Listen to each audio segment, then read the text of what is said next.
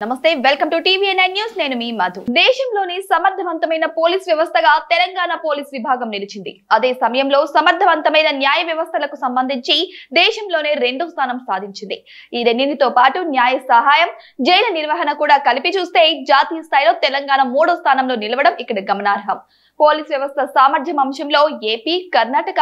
రెండో మూడో స్థానాల్లో నిలిచాయి మొత్తంగా పోలీసు న్యాయ వ్యవస్థలు దక్షిణాది రాష్ట్రాల్లోనే మెరుగ్గా ఉన్నాయని వెల్లడైంది కర్ణాటక అగ్రస్థానంలో నిలవగా తర్వాతి స్థానంలో ఆంధ్రప్రదేశ్ తెలంగాణ కేరళ తమిళనాడు ఉన్నాయి ఇండియా జస్టిస్ రిపోర్ట్ 2025 నివేదిక ప్రకారం ఈ వివరాలను వెల్లడించింది పోలీస్ న్యాయ వ్యవస్థ న్యాయ సహాయం జైలు నిర్వహణ అనే 4 అంశాల పరంగా దేశంలోని 18 పెద్ద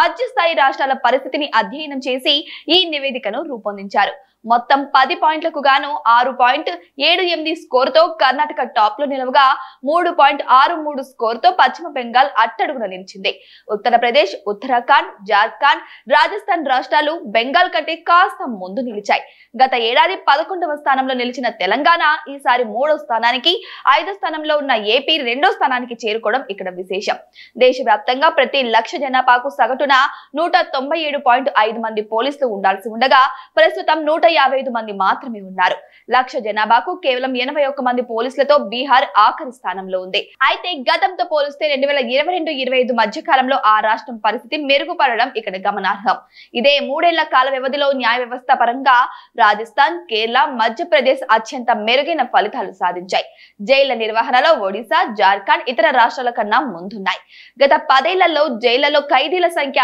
దాదాపు 50% పెరిగింది వీరిలో అత్యధికులు అండర్ ట్రయల్సే అంటే దర్యాప్తు లేదా విచారణ పూర్తి కాని కేసులకు సంబంధించిన నిందితులే 10 ఏళ్లలో జైళ్లలో వీరి వాటా 66 నుంచి 78% పెరిగింది ప్రజలకు న్యాయ సహకారం పరంగా హర్యానా అన్ని రాష్ట్రాల్లోకి మెరుగైన పనితీరు చూపించింది పోలీసు న్యాయ వ్యవస్థలకు బడ్జెట్ లో కేటాయిస్తున్న నిధుల్లో అత్యధిక భాగం సిబ్బంది జీత బడ్జాలకే వెళ్తున్నాయి అయితే మౌలిక సదుపాయాల కల్పన సిబ్బందికి శిక్షణ వంటి కార్యకలాపాలకు అరకొర నిధులు మాత్రమే మిగులుతున్నాయి దీనివల్ల పోలీసు న్యాయ సేవలపై ప్రతికూల ప్రభావం పడుతుందని నివేదిక పేర్కొంది తెలంగాణలోని కింద కోట్లలో 21 మంది ఎస్సీ 119 మంది ఎస్టీ 123 మంది ఓబీసీ న్యాయమూర్తులు ఉన్నారని నివేదిక పేర్కొంది తెలంగాణలో హైకోర్టులో 28.6% కింది కోర్టులో 20.50% ఖాళీలు ఉన్నట్టు తెలిపింది తెలంగాణలో 20 ఏళ్లకు పైగా పెండింగ్ లో ఉన్న కేసులు 17.7% గా ఉంటే 10 నుంచి 20 ఏళ్ల మధ్యవి 32.6% ఉన్నాయని పేర్కొంది